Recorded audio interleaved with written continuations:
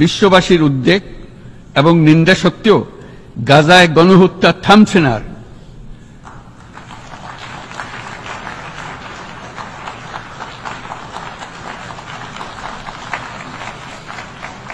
ফিলিস্তিনের মতো বিদ্যমান বাস্তবতা কেবল আরব কিংবা মুসলমানদের জন্যই উদ্বেগজনক নয়, বরং তা সমগ্র মানব জাতির জন্যই উদ্বেগের বিষয়।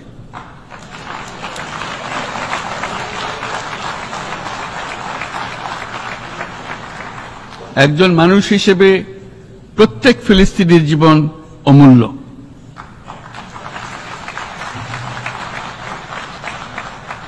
ফিলিস্তিনের জনগণের বিরুদ্ধে যে মানবতা বিরোধী অপরাধ হচ্ছে তার জন্য সংশ্লিষ্ট সকলকে দায়বদ্ধ করতে হবে।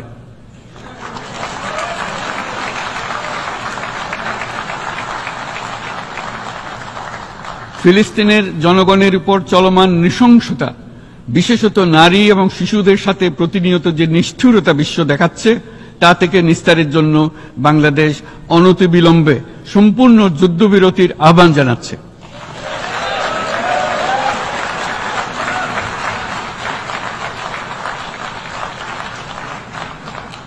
দ্বিরাষ্ট্রভিত্তিক সমাধানেই মধ্যপ্রাচ্যে টেকসই শান্তি আনতে পারবে।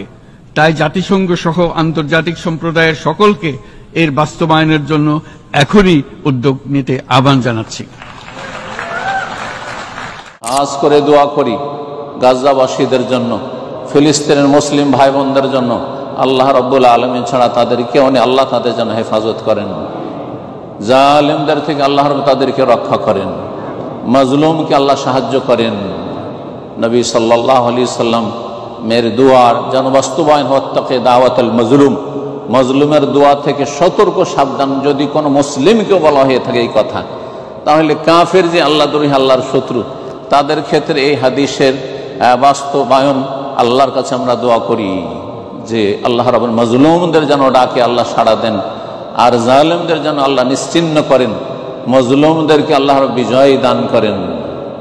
মসজিদে আকসা আল্লাহ রাব্বুল আলামিন যেন মুসলিমদের জন্য খাস করে দেন এবং মুসলিমদেরকে সেখানে স্বাধীনভাবে সহজভাবে সেখানে গিয়ে সালাত আদায়ের নেকি হাসিলের তৌফিক দান করেন, তাদেরকে নেক হায়াত দান করেন। সমস্ত অনিষ্ট থেকে এই সমস্ত দেশগুলিকে, মুসলিম দেশগুলিকে আল্লাহ হেফাজত করেন এবং কাফের মুনাফিকদের যে ষড়যন্ত্র রয়েছে সর্বদা এই সমস্ত ষড়যন্ত্র থেকে আল্লাহ রাব্বুল অনিষ্ট থেকে আল্লাহ যেন হেফাজত করেন, মুসলিম ভাই বোনদের হেফাজত করেন, মুসলিম দেশগুলির হেফাজত করেন। যেখানে মুসলিমরা রয়েছেন সংখ্যালঘু হিসাবে তাদেরও যেন আল্লাহ রাব্বুল হেফাজত করেন। মাজলুম মুসলমানদের জন্য আল্লাহ রাব্বুল আলামিনের কাছে শুরুতেই দোয়া করি আল্লাহ রাব্বুল তাদের জন্য বিশেষ সাহায্য করেন, আল্লাহ খাস মদদ করেন, আল্লাহ তাদের সমস্ত জালেমদের জুলম থেকে অনিষ্ট থেকে আল্লাহ হেফাজত করেন, জালেমদের আল্লাহ সর্বনাশ করেন।